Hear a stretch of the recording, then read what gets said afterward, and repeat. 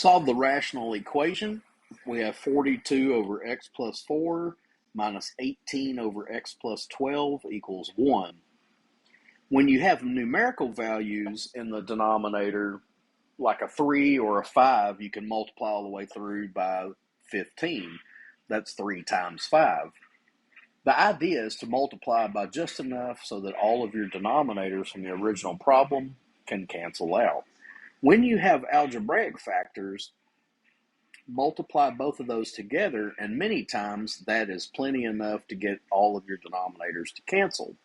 So if we take our first fraction, 42 over x plus 4, and multiply by x plus 4 times x plus 12, you can get the x plus 4s to cancel, and that cancels that denominator. 42 times x plus 12 remains. Move to your second term, minus the second fraction multiplied by the same least common denominator. The x plus 12s cancel out, which is good because it gets rid of your denominator.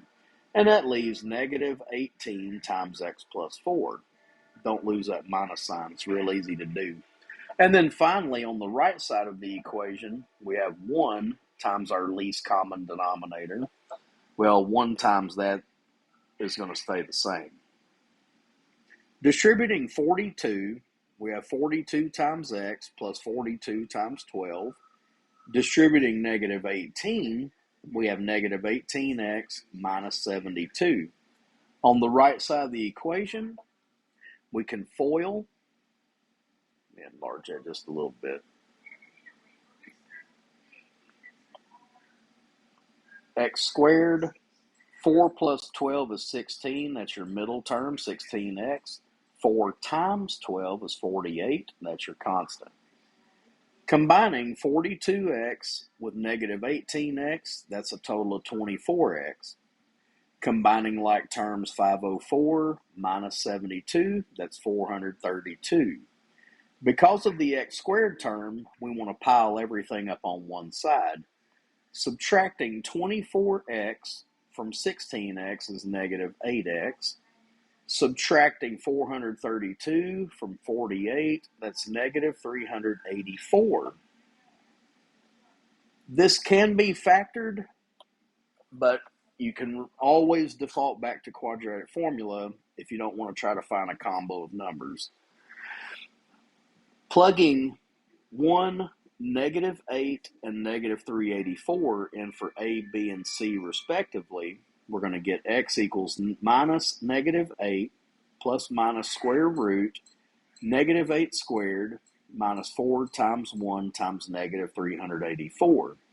That gives us an 8 in the top left. 2 times 1, that's 2 in the denominator. The discriminant is 1600. If you type that into your calculator, you get 1600. That's a perfect square, and it square roots to 40. 8 plus 40 is 48, divided by 2 is 24. 8 minus 40 is negative 32, divided by 2 is negative 16. Now, these are a little different at the end. You don't have to check them in the original problem if you don't want to, but what you have to verify is that your answers don't create a zero denominator. If we had gotten to the end of this problem and say one of our answers was negative 4, we couldn't use it because it would make an undefined zero denominator. What would be the other answer we couldn't use? Negative 12. So if our answers had come up with a negative 4 and or a negative 12, we couldn't use those, but any other number is going to be fine.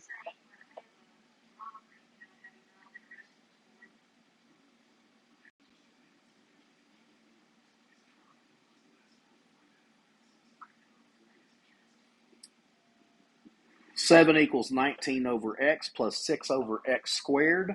If your denominators only differ by a power, take the dominant power and use it as your multiplier. 7 times x squared, that's 7x squared. 19 over x times x squared, that's 19x. 6 over x squared times x squared is 6. Because of the quadratic, we're going to subtract 19x and subtract 6. Substitute those into the quadratic formula. I mean, you can factor it. It will factor. But sometimes it's easier just to go right into the quadratic formula. And so we'll have negative 19. That's positive 19. The denominator 2a, that's 2 times 7, which is 14.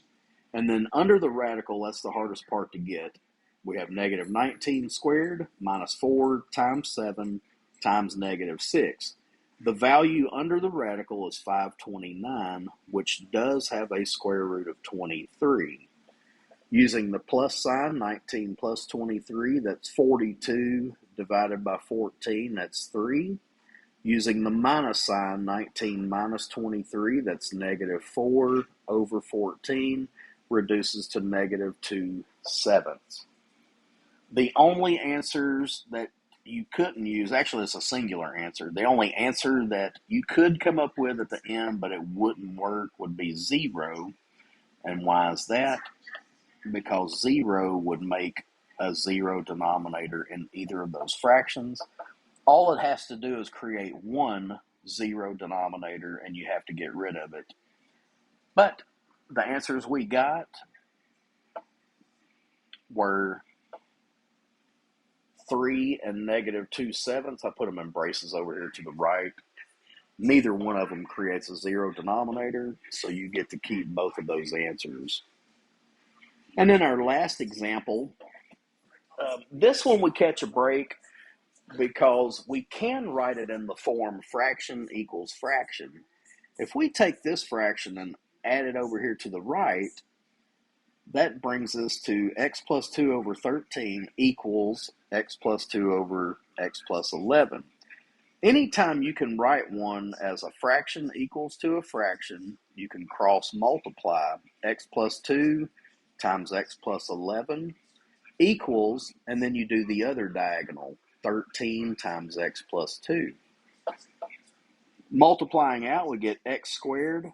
2 plus 11 is 13. 2 times 11 is 22. On the right side of the equation, we get 13x plus 26. Because of the quadratic, we subtract 13 x's from both sides. Well, those totally drop out. Subtract 26 from both sides, and we get a negative 4. X squared minus 4 is a difference of two perfect squares, so we can square root each term and throw in a plus minus, giving us factors of x plus 2 times x minus 2. Each one of these gives you a result of negative 2 and positive 2. Go back to your original problem. The only answer that we couldn't use had we gotten it would be a negative 11. And that's because negative 11 plus 11 gives you a 0 denominator.